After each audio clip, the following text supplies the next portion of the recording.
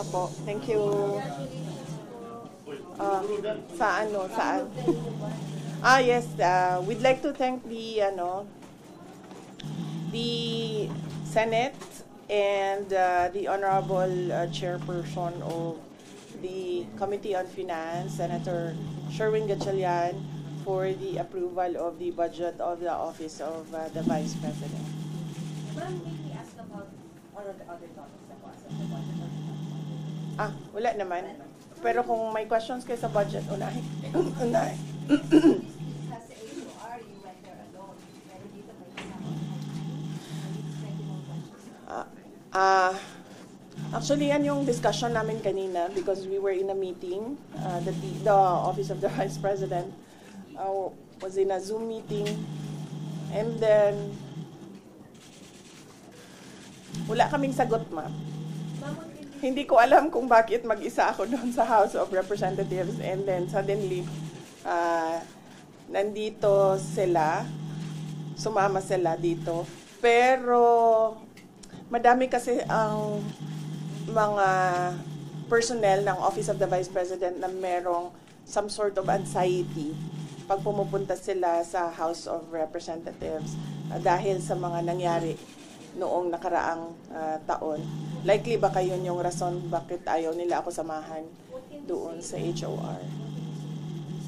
Yung budget dito, si Senator Bongo, sabi gusto pa niya dito yung part ng budget kasi pisina niya sa inyo. Well, ganun din naman sa House of Representatives. Mabilis lang naman. Mainly because napakaliit kasi nung budget. Tapos, ang karamihan doon are for projects na ginagawa na namin noon pa since 2022. So, wala siyang bago na project. Kompleto na po kayo sa current present budget or are you requesting especially sa social services, ma'am?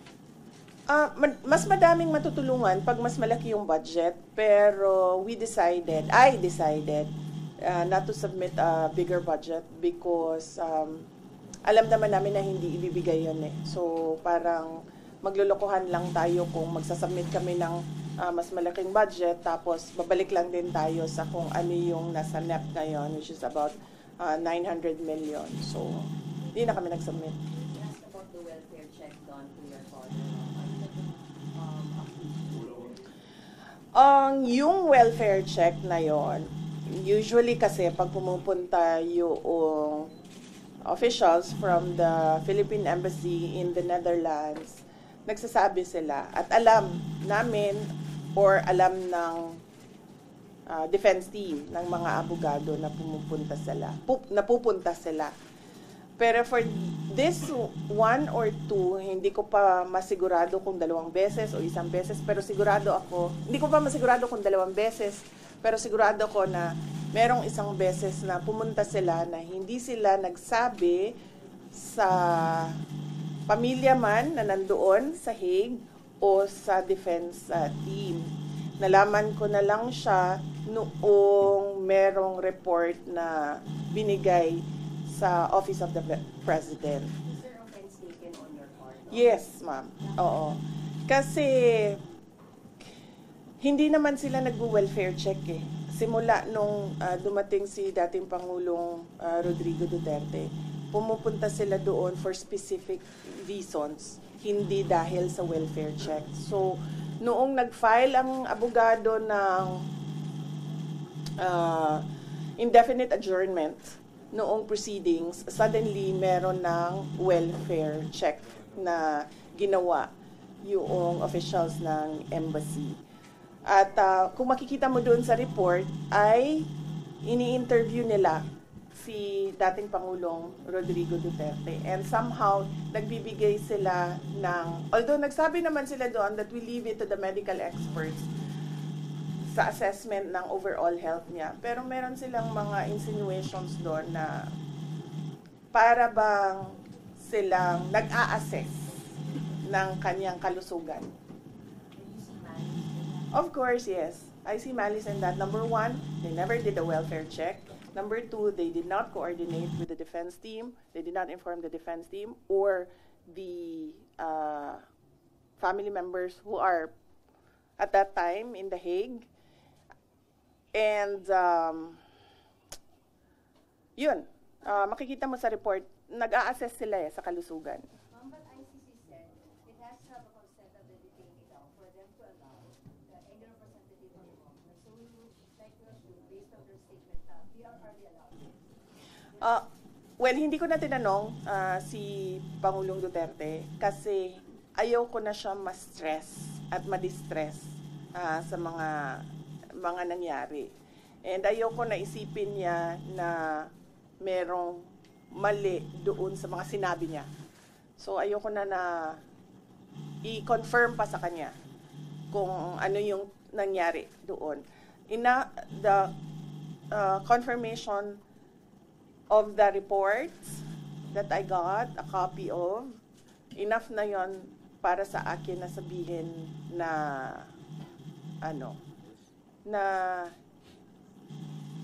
hindi maganda yung kanilang motibo sa pagpunta doon. Dahil unang-una, sinabi ko nga, hindi sila nagpasabi na pupunta sila doon. At nangyari lang yon noong nangyari lang itong welfare check na ito noong merong filing ng indefinite adjournment. At makikita mo sa report, nag-a-assess sila ng kalusugan.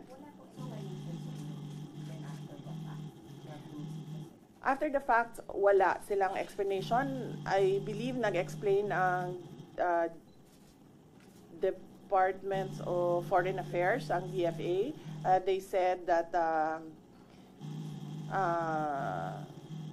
gumagawa talaga sila ng welfare check sa mga kababayan natin. So where is he right now? Is he at the hospital?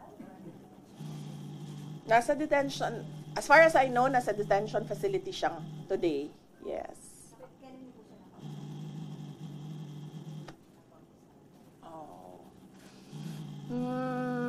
Kailan ba siya? Friday to Friday siya sa akin eh. Friday of last week. No, Friday of last week siya. Ko siya huling ang nakakausap niya araw-araw si Kitty, si Veronica. But earlier today, Veronica messaged me telling me that she's busy today with her examinations. So can I take the call of President Duterte? So I expect him to call this afternoon around between 11 a.m. to 1 p.m. in The Hague. How was the health condition po ni Pangulo? Is he well, unwell? We will soon know because I believe and I expect the court to litigate the submissions, the petitions of the defense. The health condition po of the Oo. Like ngayon, today, hindi ko pa alam. Hindi ko siya nakausap today. Last Friday, ano mga ba yung pinag-usapan namin? Nakalimutan ko na.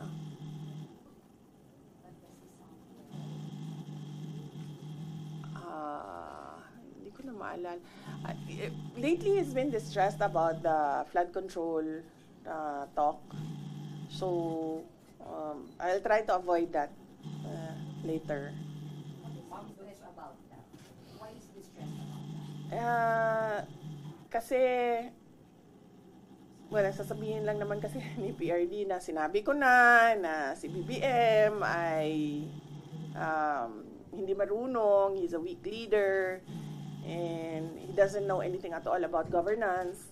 So, Are you distressed the same way as he is about the flood control? oh yes, ma'am, of course. Sinabi ko na yan noon, hindi naman masama ang loob ko sa ginawa nila sa paninira sa pangalan ko eh. Masama ang loob ko dahil sa ginawa nila sa bayan. Ma'am, regarding the interim release, may country na po ba na ang putas, President Duterte? Merong bansa na nagsabi na tatanggapin nila si dating Pangulong Rodrigo Duterte. Hindi ko lang masabi kung saan. Hindi ko masabi kung saan, ma'am, kasi hindi ko masabi. Ma'am, your reaction lang dun sa mga lumalabas sa Senate hearings, allegations of bags of money being delivered mo kila Congressman Zaldico, Congressman Romualdez. Oo. You have any reaction on that? Billions of money? Well, matagal naman matagal naman namin na alam yan dahil matagal naman na yan pinag-uusapan. Simula pa lang noong pagpasok namin as President and Vice President, naririnig na namin yung delivery ng mga pera na nakalagay sa mga suitcases. Pero ngayon lang siya lumabas in public dahil merong witness na nagsabi na siya mismo ang nagdadala nung mga suitcases na yon. Hindi siya odd for Martin Romualdez because he was already involved in heavy luggages doon sa Okada case. Kung maalala ninyo, doon sa State of Delaware case sa Amerika, nabanggit na yung pangalan niya doon at nabanggit na rin yung pangalan niya doon na tumatanggap ng pera na nakalagay sa luggages. So, ganun talaga yung modus nila. Hindi na ako nagulat, ma'am. Kasi nababalita naman na yan noon. Hindi lang natin napag-usapan in public kasi at noon, panahon na yon, walang magsasabi na nakita ko, ginawa ko, first hand kung ano yung nangyari. Di tulad ngayon na meron talagang isang tao na nagsabi na kung ano yung sistema, ano yung ginawa nila, at paano nila ginagawa yun. Last Friday daw, his brother, Sir Bong, was not allowed to visit him as No, I have to clarify that. No, that is not true. I made a mistake kasi ako yung nagta-traffic nung scheduling ng mga tao na bibisita sa The Hague. Noong merong pinasa sa akin na listahan ng schedule, akala ko yun na yung final confirmed schedule. Hindi nakasali doon yung Friday nakaraan na schedule. Akala ko hindi nakasali yung Friday. In fact, nandoon na siya sa The Hague, yung kapatid ni dating Pangulong Rodrigo Duterte, precisely for that visit. Pero hindi ko nabantayan sa bagong listahan na wala yung Friday doon. So, ako ang nagkamali doon sa hindi niya pagbisita noong Friday.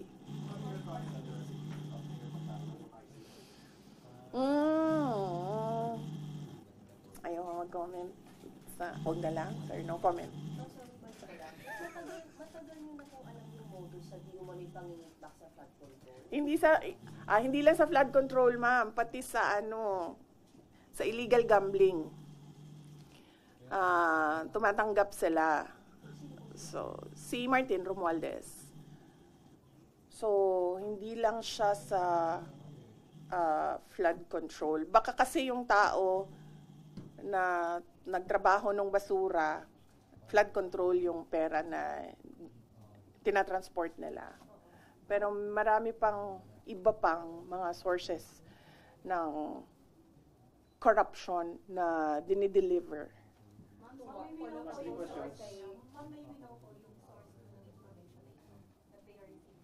Yung mga ayoko sabihin kasi tatanggalin nila, pag sinabi ko tatanggalin nila yung tao, wala na tayong From his office? Pero hindi po ba? Oh, yes. From his office? Dapat lumabas ngayon para makasuhan sila. Ayaw lumabas ng mga tao eh. Dati pa naman kami nagsasabi na na magsalita kayo. Takot lahat kasi magsalita ngayon dahil syempre aabot yun until the office of the president. Diba? So, walang nagsasalita. Pero pag sinabi ko kasi kung sino at anong klaseng personnel, maano nila kung sino yung nagsasabi doon sa loob. But from the office of Congressman Romualdez po yan? Oh yes. Ito din yung mga tao na nagsasabi sa akin na na aatake sila sa confidential funds. Ito din yung reason kung bakit hindi na namin ginamit yung confidential funds on the 3rd and 4th quarter. third and fourth quarter noong 2023 kasi sinabihan na kami na pinagmimitingan sa loob. But do you think the government is still stable? Given No. that Ma'am, no. Our institutions are clearly abused. They are used for personal gain. They are um, they are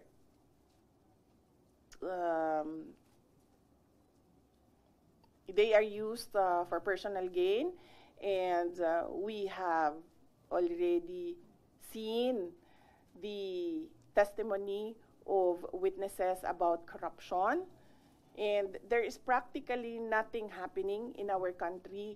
Ilang ulit ko na yan sinasabi noon na tigilan yung politika, tigilan yung pag-una ng pansariling interes kasi walang nangyayari sa ating bansa. Meron ba kayong nakikita at all na project na nakatulong sa ating bayan? Wala. In fact, we ran on the platform of unity and continuity. Ang expectation noon is that there will be continuity on the projects like the build projects of the former administration at yung mga iba pa na nasimulan ni dating Pangulong Rodrigo Duterte, pero wala naman tayong nakita. Last question. Ang dating nagsiserve as an instrument lang sina Congressman Romualdez. Hanggang ano pa ako dito? Hanggang alauna pa ako dito, JC. Ay, sir. Ang dating nagsiserve as an instrument sina Congressman Romualdez at may kumpasito ni President Bongbong Marcos. Example na lang, noong budget, example na lang ng budget natin. Yung budget natin, ang huling pumipirma dyan, ang Pangulo. Para siya maging batas, para yan ma-operationalize, para natin ma-implement yung batas na yan, kailangan yan ng pirma ng Pangulo. The fact na nagpirmahan sila ng budget na may mga blanco, ibig sabihin, hindi nila binasa or pinabayaan nila na merong mga ganun na blanco. Ma'am, you mentioned na hindi stable ang gobyerno. Sa tingin niyo, kumusta ang moral ng mga sundalos na yung mga nagkukwento na ba sa inyo na mababa ang moral nila? Hindi ko alam. Hindi ako makapagsalita sa moral ng mga sundalo. Siguro mabuti ba ang word na magsalita patungkol sa moral is sila na mismo ang magsabi. Mamayin po kayo na si former Senator Trillanes, isa daw dun sa allegedly na pumasok sa ICC. Merong mga sinabi na ganun, pero hindi ko siya ma-confirm kasi hindi kami nakakakuha ng information sa loob ng detention unit.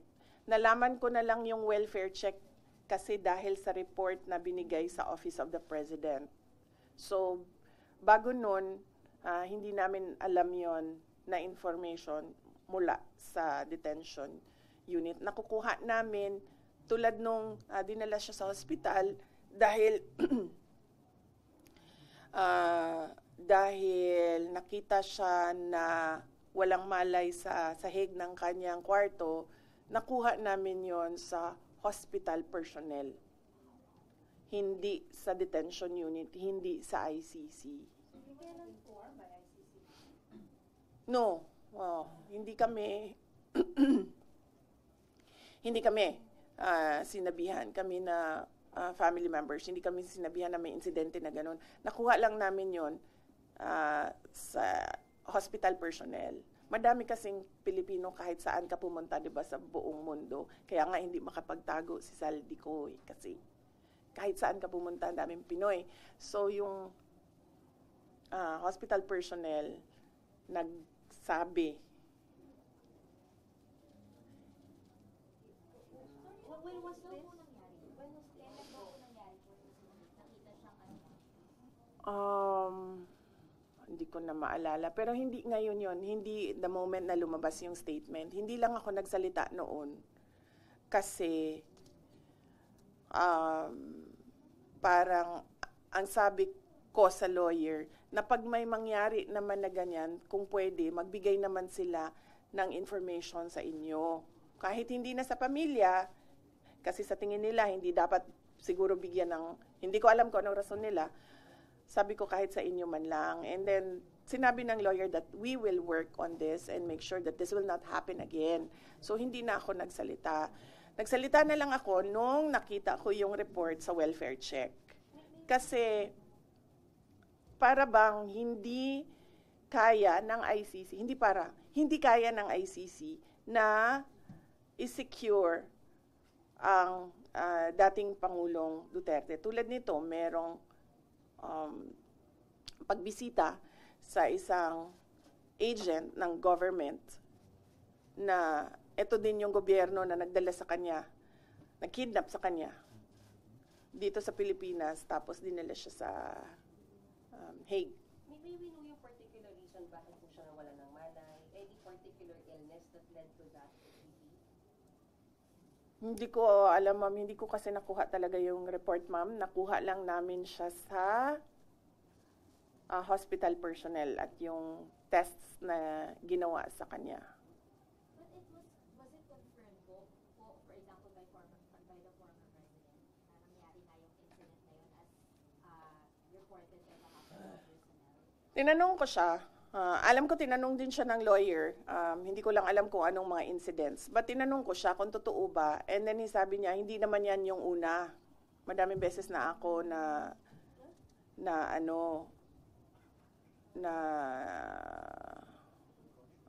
may ganyan. Natumba was his term. Oh. Is it alarming or? Yes, it's very alarming. That is why I released a statement stating that clearly the ICC do not have full control of the safety and security of the former president, because I believe, and the way I see it, he needs 24-hour caregiver, bedside care. So, yan din yung sinasabi ko sa kanila. Keeping him in without a trial date, without a date for confirmation of charges, is just plain cruelty ba? Pinapahirapan nila yung tao. Nakadetain siya ng, para ba siyang kinulong ng hindi siya na-convict. Kaya sinasabi ko doon sa statement na for humanitarian purposes, they should give the, or they should allow the interim release of former President Duterte. Anyway, wala namang plano yung tao na lumayas. Nakita naman natin sa behavior ni dating Pangulong Duterte noon, hindi naman siya nagtitreten ng witnesses or ng mga complainants. And wala naman siyang balak bumalik as mayor ng Davao City, because sinasabi nga niya, wala naman ako doon, and that would be an injustice to the Davaoenos na meron silang mayor na wala doon. So, wala nang legal reason ba kung bakit hindi pa ibigay yung interim release? Nagkaroon ng rumored po dun sa malawakang protesta 2 weeks ago. Meron po bang nakipag-usap sa inyo for a possible change in leadership? Wala, ma'am. Wala sa akin. Baka sila lang gusto maging president. So, sa kanila na yan, ma'am. Ma'am, just to be clear, Wala, yung grabe naman ganyan si JC. ma'am, yung last incident na sinabi niyo regarding the health of the former president, alin ho ba yun? Nauna ba yun na nangyari before the welfare check, or the welfare check muna bago nangyari the last incident? Wala kasi sa akin ang timeline ngayon, sir. Wala sa akin ang timeline. So, hindi ko alam kung ano yung nauna. Yung welfare check o yung he was found unconscious on the floor, or ano.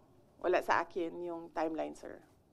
Ma'am, may choice kayo na sa mga countries na po pwedeng mag-host sa kanya sa interim release within fields of Europe or Asia, ano bang preferred ng country? Kung ako, Davao City talaga. Davao City, Philippines. kahit house arrest yan doon, kahit na gusto ng ICC na ilibing sa ilalim ng bunker yan, yung house arrest niya, walang problema sa amin, gagawin namin yan. In fact, I think, mas makabuti pa nga kung ibigay na lang yung interim release na yan because we can encourage him to cooperate sa mangyayari na trial kung meron man, or mangyayari na hearings kung meron man. And, mahalaga sa amin yung word of honor namin, no, sa pamilya. So kung sinabi namin na papaniguraduhin namin na lahat ng hearing na sinabi ng ICC na umattend siya, papaniguraduhin namin na nandun siya at nag-attend siya. Grabe yun lang yun. Nakikita ko yung senyas mo kaya. Alam mo, may mata ako dito, JC. Dito, oh. Thank you, ma'am. Thank you. Thank you, Senate Media.